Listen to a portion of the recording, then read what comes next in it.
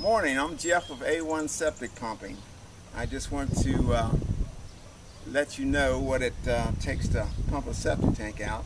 Many times I get people call and they say all you got to do is just come out and stick the hose in it and go on about your business. But I just want to explain how septic tanks work and the process that we go through to pump a tank.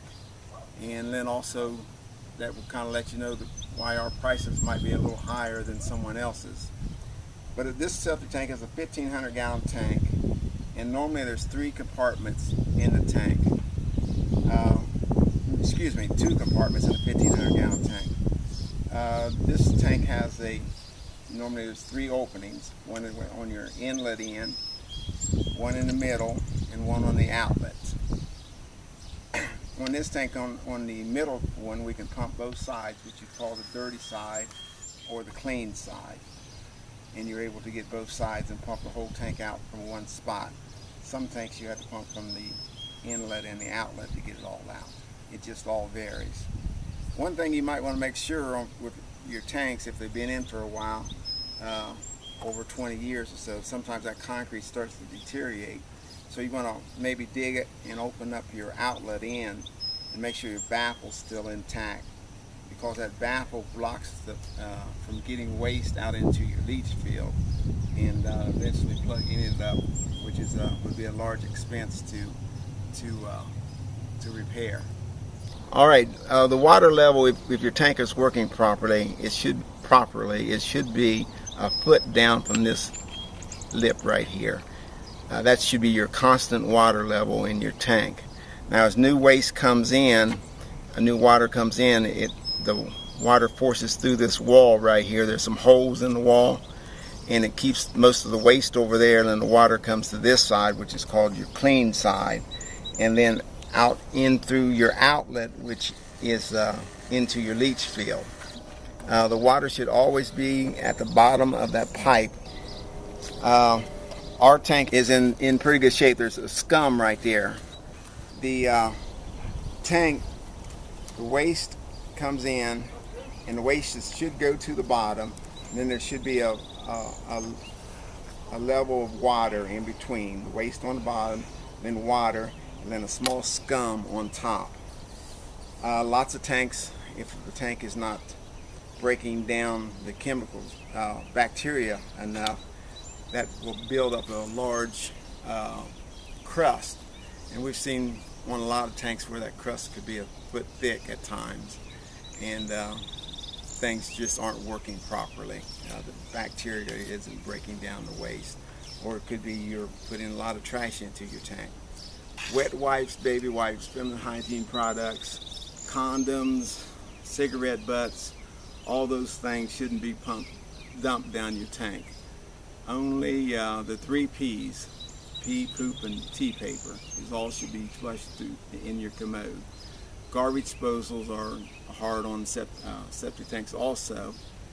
And you might go to just Google septic maintenance, and there's a lot of information on there how to take care of your septic tank. You guys, the homeowner is their own waste management company.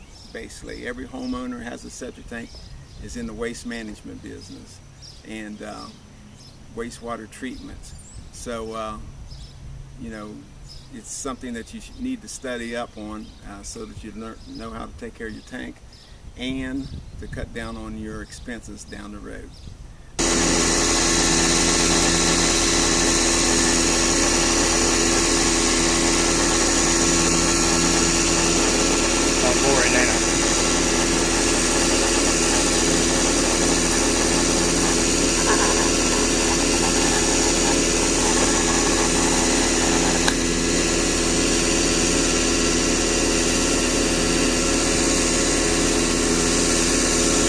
Look good, Joe. Huh? Make it look good. Yeah. We are back at the shop, and Joe is sucking the lime into the truck.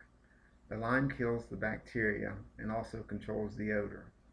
The waste must have a 12 or better pH, and we must hold that pH for 30 minute period of time before we can land apply it onto the fields. Joe is checking the pH and temperature. After the pH reading, we empty the waste through a homemade bar screen. The spacing between the bars is 5/16 inches apart, which empties into a 6,000 gallon underground tank. This process cleans the trash from the waste. There are times when we get a 20-gallon trash can full of trash out of this process. This is the step that I believe most of my competitors leave out, but is required by the 503 regulation. If you are concerned with our environment, you should select a pumper for following these rules. After cleaning the trash, we pump the processed waste from our holding tank and onto another truck. Then take the waste to the farm field and apply it to the field in such a way not to cause any ponding or standing water. The total time from when we leave the shop to your house, pump your tank, back to the shop, process the waste, take the waste to the field, we have between 2 to 2.5 hours involved with 2 men working on the truck. So this is just what I wanted to let you know what it takes to do this job. I'm like most folks. When I bought this business, I thought you just came and sucked it on and then drove away and it just disappeared all by itself, but it doesn't. There's a lot of work to it to do it right, and we pride ourselves on trying to do it right. So thank you for watching our video, and God bless. Have a good day.